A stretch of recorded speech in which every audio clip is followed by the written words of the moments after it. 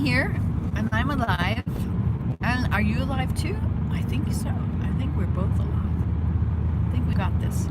So, Willem and I, here he is. Meet Willem. Hello, Willem. Say hello. Hey there. He didn't say hello, Willem. He said, hey there. We have to work on this. Okay, say hi, Willem. It won't work. He's his own person. So, things are really changing around me. Outside, I've been having such an amazing adventure lately. I followed a stream. I followed it a long way from a lake, and it wove between the hills. It started out as a marshland, and then it narrowed in, and there were hills. You had to climb up the hills in order to look down over at the waterfalls and different things, and the curves. It was so pretty. And I think in most of the way to the waterfall, it was also unobscured by trees laying over the water. I believe, of course I could be completely wrong, my memory is not known to be perfect. Not only, see, this is the kind of terrain, but where it's covered with snow you can see it. But where it's not covered with snow, it's really hard to see what the terrain is. And once there are leaves on the trees, it'll be impossible. Anyway.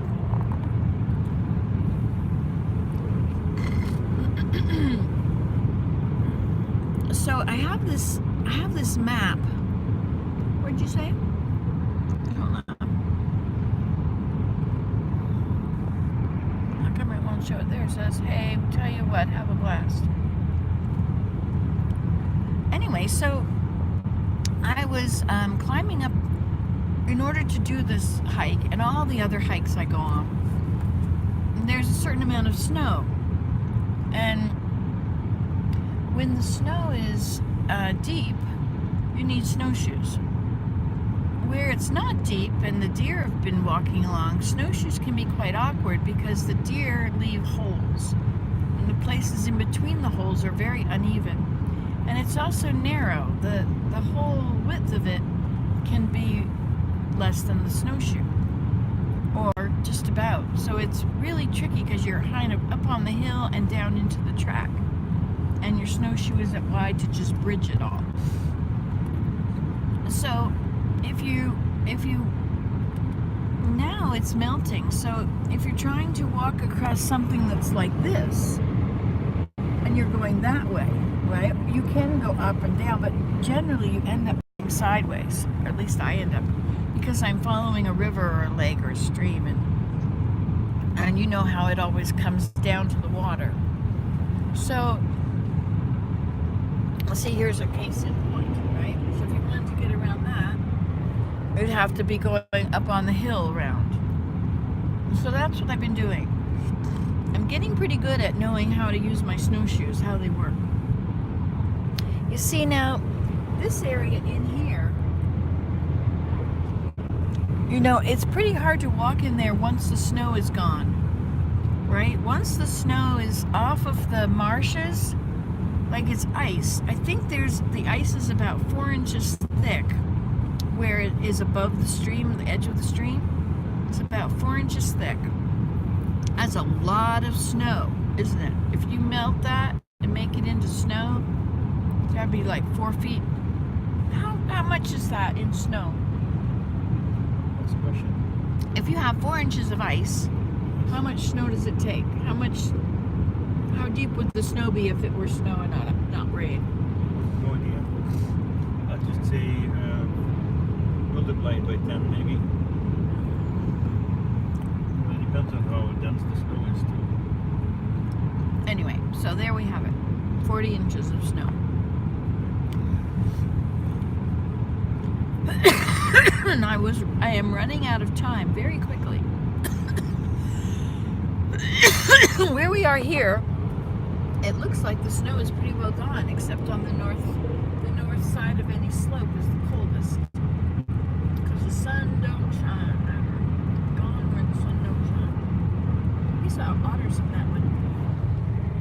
I saw otter scats the other day when I was walking the stream.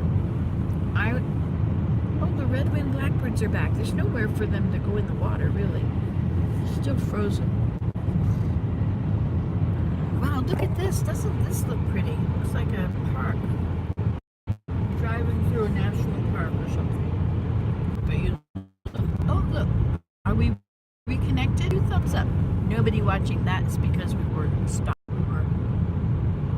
We drove through an area where there wasn't cell service.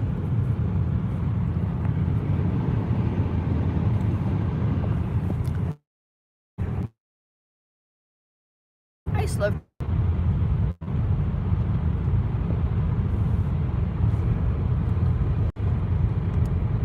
So we're live again. We keep going in and out of service. So on the marshland, if there's 4 inches of ice, like here, they didn't get as much snow here. This is pretty far from home now, where the snow is all gone. Well, there's snow on the north side, right? I'm starting to see deer standing around in the bushes on the south side of the road. Here and there. So right now on the steep slopes, all that snow and ice has melted and is coming down like a river of ice.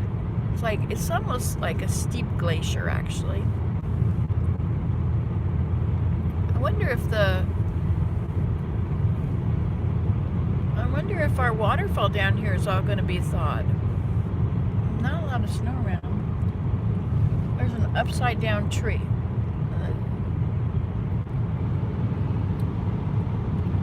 Did you know?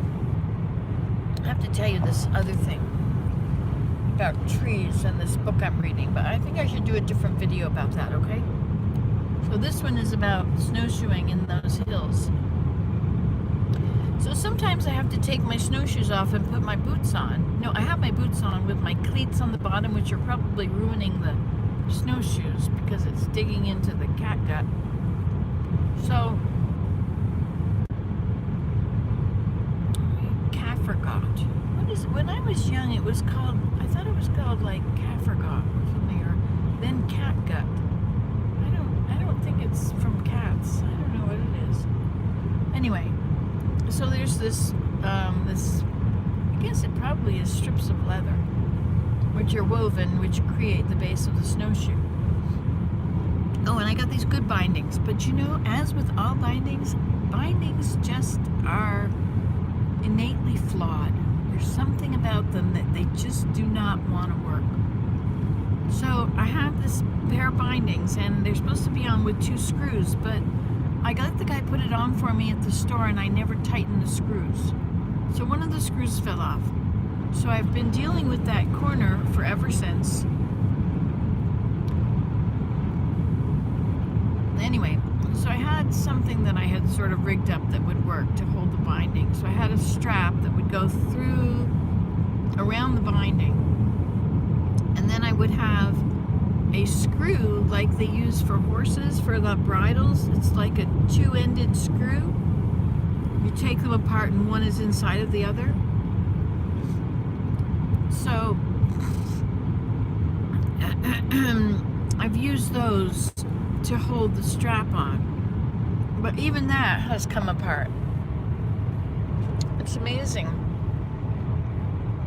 So once that came apart, it was like, okay, so it's like you're having a race and you're given a handicap. And so that's kind of what it felt like. My project was to walk from the lake to my house in a day, right? And I was equipped with my boots with cleats, my snowshoes, and I even brought along my violin. You know, what a stupid thing to do. Anyway, I got out there and it was totally out of tune. I worked the whole time I sat trying to tune it and it wouldn't tune. Anyway. But I carried it around. And if I had to duck down and climb under a log, then of course the violin stuck out on my back, and I had to. So that was a handicap I gave myself on purpose, not realizing what a handicap it would be.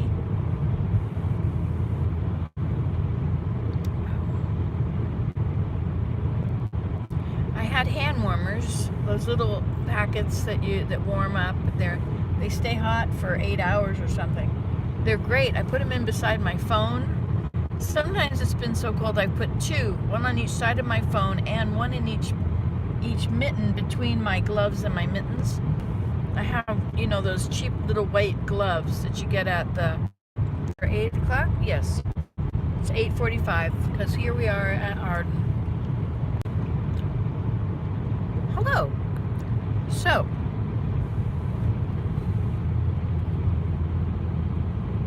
I was telling you about my gloves.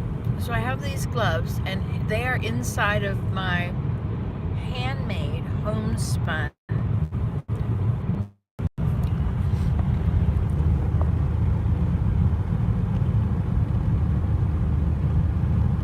well, we're alive again.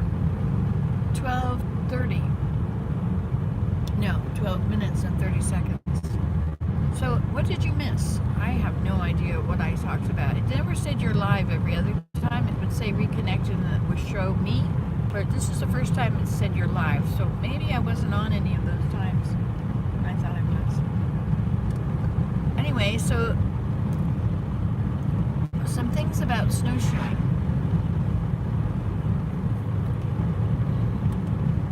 You can snowshoe across shallow water when it's frozen.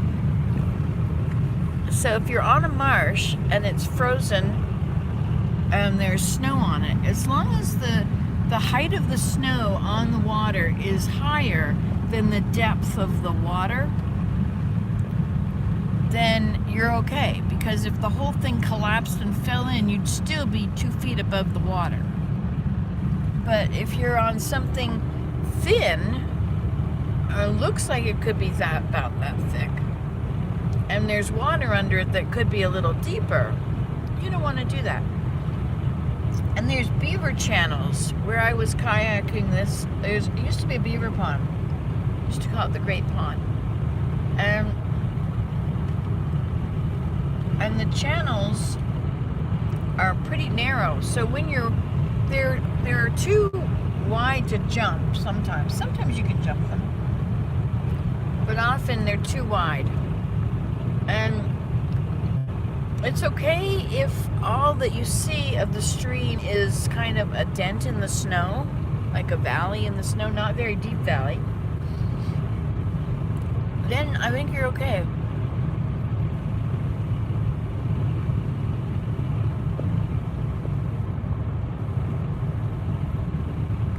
Hold on, I have to read this. I recently had my 2-year-old son choked to death. We were listening to oldies, and I thought his mom said, "Put another dime in the juice box, baby." Well, I'm glad that you didn't really have your 2-year-old choked to death.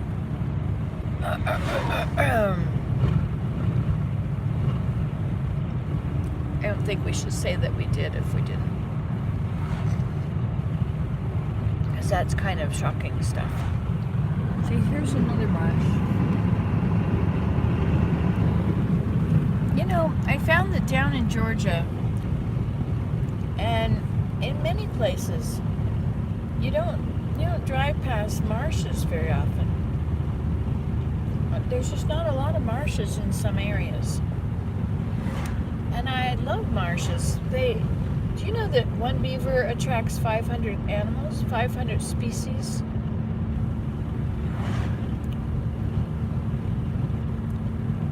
There's somebody that in the area that really wants some beavers.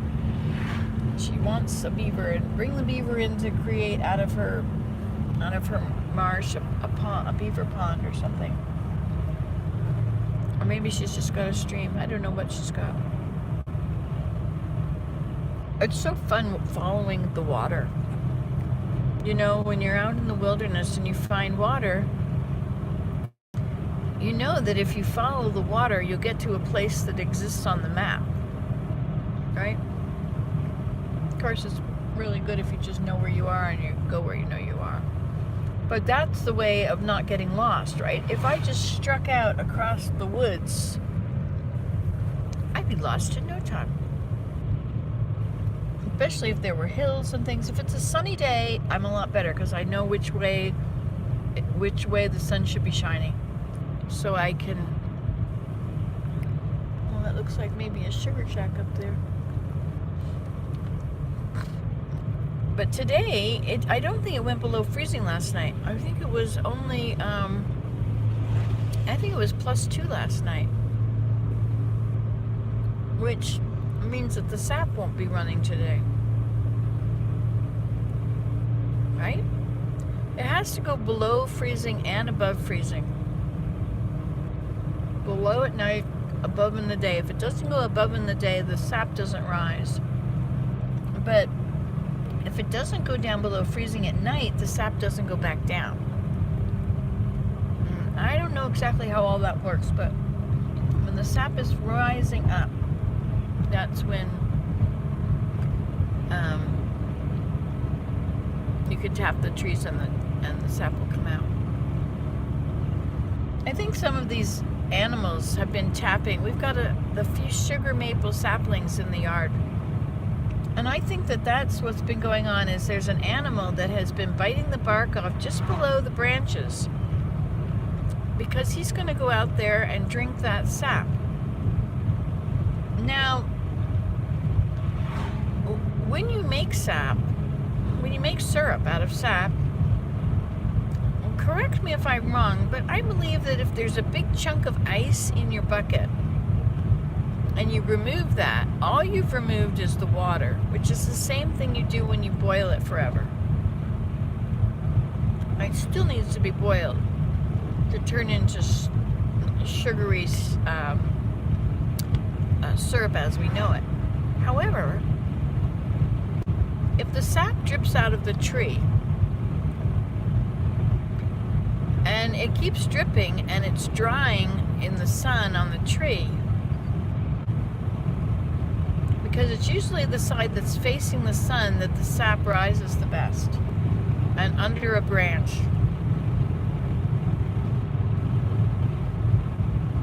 So if it starts to drip from this cut and it flows down the side of the tree and dries in the sunshine, I should think that the little squirrels and whatever could come and lick it later, and it would be very sweet. Now, they've done this to a few places on the trees. But you know, if you dig a hole in the tree, which is how it's done, you dig a hole and then you put a hollow plug in it so that the sap will go into the hollow plug and out into your bucket, which is hanging on the end of the